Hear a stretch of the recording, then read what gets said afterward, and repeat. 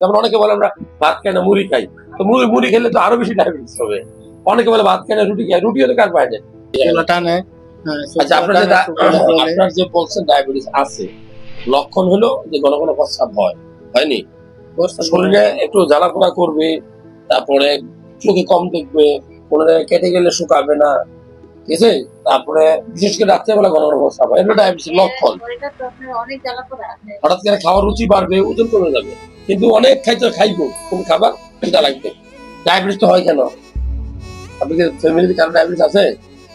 ফ্যামিলিতে বলতে আগে কারো ছিল না, মূলত আমি যদি বলি একটু, আসলে রোগের তো ওষুধ লেখাই যায়, আগে জানতে হইব কেন হয়, সেটা জানলে সহজে প্রতিরোধ করা সম্ভব।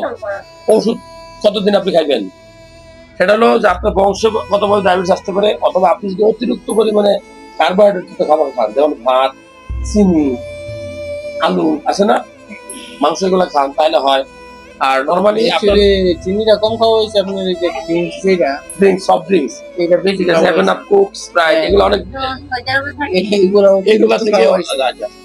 আর সবচেয়ে বেশি হলো আপনার রক্তে একটা ইনসুলিন থাকে, যে ইনসুলিনটা রক্তে থেকে, রক্ত নালী থেকে, সুগারটাকে মাংসে নিয়ে যায়, কোষের মধ্যে নিয়ে যায়।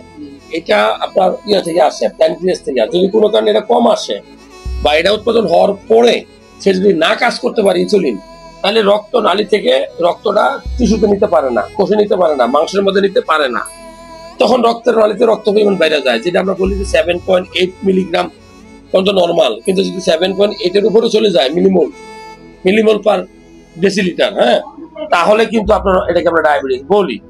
এটার কিছু কারণ হলো যে অলস জীবনযাপন করা, অত্যধিক ফাস্ট ফুড জাতীয় খাবার গ্রহণ করা, হোটেলে খাওয়া, এগুলো ডায়াবেটিসের কারণ, অন্যতম কারণ।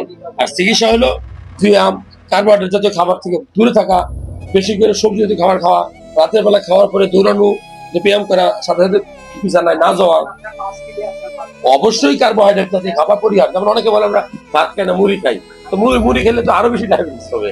অনেকে বলে ভাত খাই না রুটি খাই, রুটিও তো কার্বোহাইড্রেট। এটা কম খাবে, প্রোটিন, ফ্যাট, যেমন সবজি, আঁশ, মাছ, ডিম, বাদাম, এগুলা বেশি করে খাবেন, তাহলে ডায়াবেটিস কন্ট্রোলে চলে আসবে। আর একটু ব্যায়াম করবেন ইনশাআল্লাহ। ঠিক আছে।